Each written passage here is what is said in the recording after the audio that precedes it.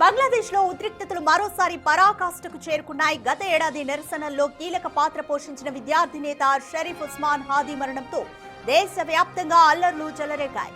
గుర్తు తెలియని వ్యక్తుల కాల్పుల్లో గాయపడిన హాదీ చికిత్స పొందుతూ మరణించాడు. దీంతో ఆగ్రహించిన నిరసనకారులు రాజధాని ఢాకా వీధుల్లోకి వచ్చి హింసాత్మక దాడులకు దిగారు. ఈ క్రమంలో 2 ప్రముఖ వార్తా సంస్థల కార్యాలయాలకు నిప్పు పెట్టారు. ప్రభుత్వ ఆస్తులను ধ্বংসন చేశారు. আপনারা সরাসরি দেখতে পাচ্ছেন শাহবাগের বর্তমান পরিস্থিতি বেশ উত্তাল হয়ে রয়েছে। শাহবাগের আনাচে কানাচে নেতা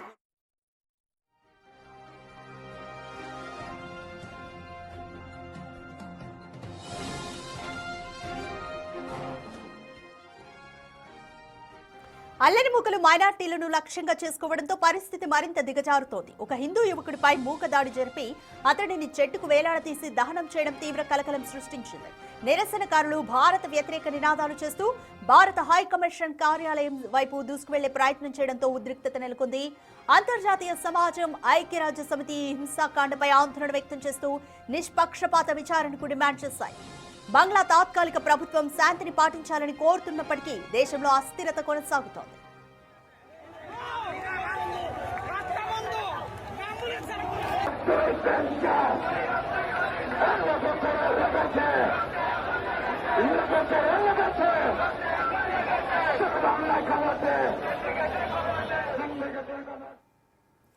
రైట్, మోర్ డీటెయిల్స్ మా ప్రతినిధి శివ అందిస్తారు. రైట్ శివ, ఒక హిందూ యువకుడిని టార్గెట్ చేసి అంతమంది ఉరి తీయడం, చెట్టుకు వేలాడదీసి ఉరి తీయడం అనేది చాలా హేయమైన చర్య. ప్రపంచం మొత్తం కూడా ఒక మానవీయత అనేది తగ్గిందా అని అనుకోవచ్చు. అసలు ఏంటి ఐక్యరాజ్య సమితి ఏ విధంగా రియాక్ట్ అవుతుంది? ఈ ఘటన పట్ల ఎటువంటి విచారణ చేయబోతోంది బంగ్లాదేశ్ సర్కార్?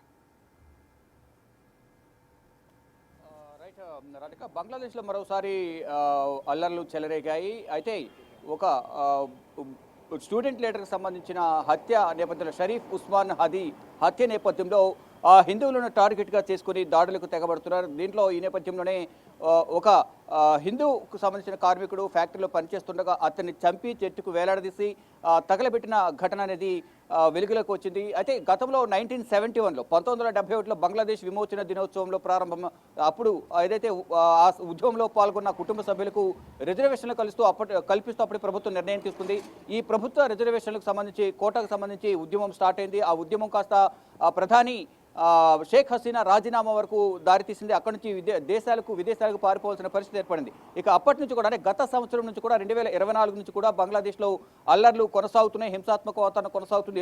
ఎటో ఒక వైపు నుంచి ఈ రిజర్వేషన్ల అంశాన్ని తెర మీదకి తీసుకొచ్చి వివాదం కొనసాగుతుంది. అయితే షేక్ హసీనా పదవీచ్యుతురాలు అవడానికి గాను, మరోవైపు దేశం విడిచి వెళ్ళిపోవడానికి ప్రధాన కారకుడైన షరీఫ్ ఉస్మాన్ హాదీ హత్య అనేది ఇప్పుడు జరిగింది. అప్పుడు 2026 ఫిబ్రవరిలో జరగబోయే లోక్సభ ఎన్నికలకు సంబంధించి స్వతంత్ర అభ్యర్థిగా షరీఫ్ ఉస్మాన్ హాదీ స్వతంత్ర అభ్యర్థిగా పోటీ చేస్తూ ఉన్నారు.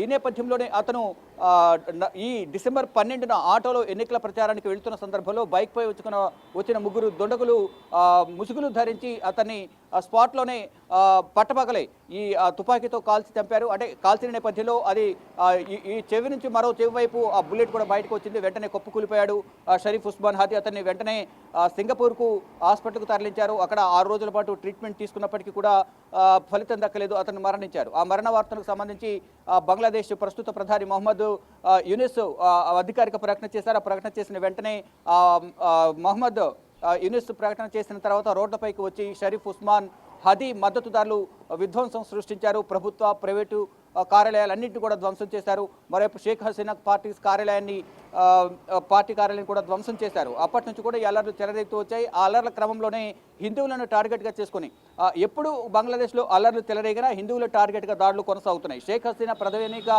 అక్కడి నుంచి భారతదేశానికి వచ్చి పారిపోయి వచ్చారు. ఆ సందర్భంలో కూడా షేక్ హసీనా పదవీచ్యుతురాలైన తర్వాత కూడా హిందువులను టార్గెట్గా చేస్తున్న హిందూ దేవాలయాలపైన, హిందువుల కుటుంబాలు, ఇళ్లపైన దాడులకు తెగబడి వారందరినీ కూడా టార్గెట్గా చేసుకుని ఇబ్బందులు గురి చేశారు. అనేక మంది వీరి దాడుల్లో షేక్ హసీనాకు సంబంధించి వ్యతిరేకంగా ఎవరైతే నిరసనలు తెలియజేశారో వారి దాడుల్లో హిందువులు చాలా మంది ప్రాణాలు కోల్పోయారు. ఇప్పుడు కూడా అదే సిచ్యువేషన్ ఏర్పడే అవకాశం ఉన్న నేపథ్యంలో భారత హైకమిషన్ కూడా ఆదేశాలు జారీ చేసింది. ఎవరు కూడా బయటకు రావద్దు, అత్యవసరమైతే తప్ప బయటకు రాకుండా అందరూ ఇంట్లోనే ఉండండి, అత్యవసరమైతేనే విత్ పర్మిషన్తో అక్కడున్న ఇండియన్ హైకమిషన్ పర్మిషన్తో బయటకు రావాలంటూ కూడా ఆదేశాలు జారీ చేసింది. అక్కడున్న భారతీయులను ఇక్కడ తరలించేందుకు కూడా భారత విదేశాంగ శాఖ ప్రయత్నాలు చేస్తుంది. కానీ ఇప్పుడు ఇంకా అల్లర్లు అనేవి ఇంకా కొనసాగుతున్నాయి. ఈ ఆరిఫ్ ఏదైతే షరీఫ్ ఉస్మాన్ హదీ హత్య తర్వాత ఈ అల్లర్లు అనేవి మరీ ఎక్కువగా మారాయి. దీనికి ప్రధాన కారణం భారతే దీని వెనుక ఉంది. వీరు ఎవరైతే హత్య చేస్తారో వారు భారత్కు పారిపోయారు. భారత్ అలాగే బంగ్లాదేశ్ షేక్ హసీనాకు వ్యతిరేకంగా నినాదాలు చేస్తున్న పరిస్థితి కనిపిస్తోంది.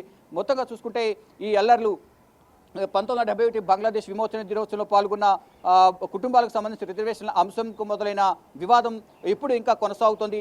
అదే షేక్ హసీనా పదవీ చిత్రాలు అవడానికి కారణమైన షరీఫ్ ఉస్మాన్ హదీ హత్యతో ఈ అల్లర్లు మరింత హింసాత్మకంగా బంగ్లాదేశ్లో కొనసాగుతూ ఉన్నాయి.